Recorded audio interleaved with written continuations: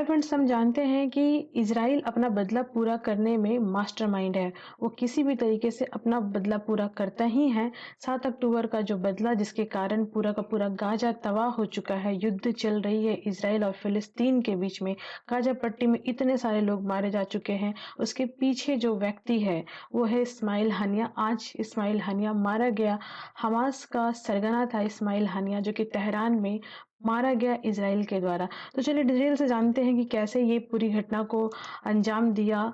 जो इज़राइल है, इसकी जो ग्रुप्स है, कैसे वो वहाँ पे पहुँची, कैसे उन्होंने इस पूरी घटना को अंजाम दिया। तो सबसे पहले हम इसको थोड़ा समझते हैं कि गाइडेड मिसाइल से इस्माइल हनिया के ठिकाने पर हमला हुआ था। देखो, जो इस्माइल हनिया है वो एक पॉलिटिकल विजिट के तौर पे पॉलिटिकली यात्रा उसकी चल रही थी, जो कि वो ईरान पहुंचा हुआ था। ईरान काफ़ी वोकल है। आप जान रहे हो कि जब से गाज़ा हमास का वॉर चल रहा है, तो पूरे इस्लामिक वर्ल्ड में जो वॉइस सबसे ऊपर है, जिसकी आवाज़ सबसे ज़्यादा दिखाई दे रही है, सुनाई जा रही है, वो है ईरान। और जो हमास है वो भी ईरान स्पॉन्सर्ड ग्रुप ही है, जो कि गाज़ा में एक्टिव है। अब यहाँ पे हम देखेंगे कि जो तेहरान है, जो कि राजधानी है ईरान की, यहाँ पे पॉलिटिकल विजिट था। हालांकि इस्माइल हनिया के बारे में कहा जाता है कि कतर में रहता था।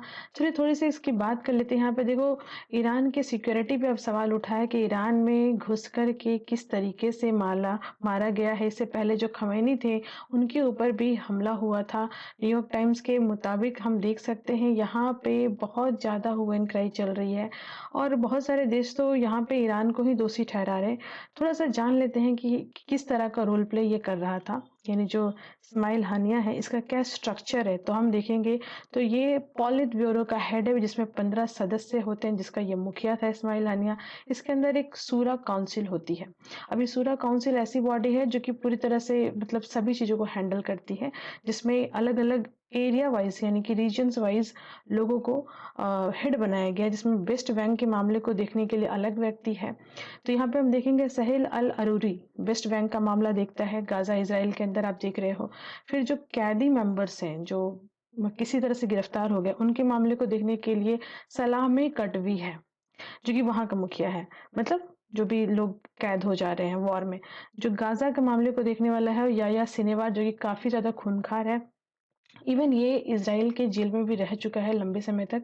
फ़िलिस्तीन के मामले को और वहाँ का डायस्पोरा को देखने के लिए खालिद मिसाल वहाँ का मुखिया है। उसके बाद हम यहाँ पे देखेंगे कमांडर, जो कि अब मतलब मोहम्मद दैफ है ना, जो कि ग्रुप है एक तरह से, अल कसम ब्रिगेड उसका हेड है ये। और उसके बाद वहाँ की हमास की सरकार है, पीएम जो वहाँ के हैं। मतलब हमास की सरकार ही बोलेंगे, क्योंकि हमास जो जीत कर के आई है एक बार, उसके बाद वहाँ पे चुनाव हुआ ही नहीं। तो फिलिस्तीन गवर्नमेंट में इन्हीं का रोल प्ले है। लेकिन उनसे ऊपर है सूरा काउंसिल, जिसके हेड है कौन, आपकी जिसकी अभी डेथ हुई है ना।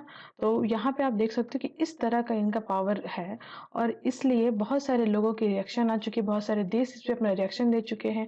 रूस का कहना है कि ये एक राजनीतिक हत्या है और इसे स्वीकार नहीं किया जाएगा। और चीन ने भी कुछ इसी तरह से कहा है, क्योंकि जो चीन कहेगा वही रशिया कहेगा इस मामले में, क्योंकि ये मामला डायरेक्टली ट्रायंगल बनता है। किसके बीच में ये मामला जो है ट्रायंगल बनता है, चाइना, रूस और यूएस के बीच में, क्योंकि हम जानते हैं इसराइल को यूएस ने पूरी तरह से सपोर्ट दे करके रखा है। जो टर्की है, उनका भी मामला है कि इन्होंने कहा है कि ये जघन्य अपराध है, ये मतलब बहुत ही ज्यादा पॉलिटिकल बड़ी हत्या की गई है। और ईरान का जो विदेश मंत्रालय है वो इससे तो बहुत ही परेशान होगा, क्योंकि किसी देश के अंदर अगर कोई व्यक्ति की डेथ हो जाती है, जो कि पॉलिटिकली हेड हो, इतना ज़्यादा स्ट्रांग पोजीशन, और वो भी वो कंट्री वॉर में हो, तो वो समझ सकते हो उस देश की कितनी बड़ी रिस्पॉन्सिबिलिटी बन जाएगी। और कतर ने ये कहा है कि ये बहुत ही बड़ा एक क्रूर अपराध है, जो कि जनमानव के खिलाफ किया गया है। और देखो, कतर में रहता था 12 साल से लगभग वहीं था, लेकिन पॉलिटिकली अनस्टेबल था वहाँ पे सब कुछ, उसके लिए स्पेसिफिकली। तो वो चाहता था कि अब शिफ्ट करे, है ना। तो ओमान की तरफ शिफ्ट भी हो रहा, मतलब चल रही थी कि बात कि वो ओमान में शिफ्ट होगा, या इस तरह की प्लानिंग चल रही थी, या फिर शायद वहीं रहता था। कुछ कहा नहीं जा सकता है स्पष्ट तौर पे इस मैटर में। अब जो फिलिस्तीन है, फिलिस्तीन के जो राष्ट्रपति हैं, उन्होंने तो डायरेक्टली कह दिया कि इस मामले में ना ईरान ही जिम्मेवार है। और अमेरिका का सीधा स्टैंड है कि अमेरिका ने कहा है कि अगर पूरी कंट्री ये बात को मानती है कि इसमें इसराइल दोषी है, इसराइल ने मारा है, और सब उसके ऊपर वॉर जैसा कुछ करना चाहे, तो जो अमेरिका है वो हमेशा इसराइल का स्टैंड लेगा। मतलब इसराइल का जो स्टेप है वो अमेरिका की नज़र में बिल्कुल सही है, क्योंकि हमास एक आतंकवादी संगठन है, तो उसका जो हेड है वो पॉलिटिकल नहीं बल्कि आतंकवादी हेड है, ठीक है? तो उस हिसाब से ये बिल्कुल सही है इज़राइल की तरफ से और अमेरिका की तरफ से। बाद बाकी जो वो कंट्री जो पसंद नहीं करती हैं इज़राइल के और जो अमेरिका के स्टैंड है, उनके लिए एक पॉलिटिकल फिगर है। बहरहाल जो भी हो, तो हम ये देख सकते हैं कि किसी भी तरीके से वो हमास का जो चीफ है, वो मारा गया है। That is the news. Thank you, thanks for watching.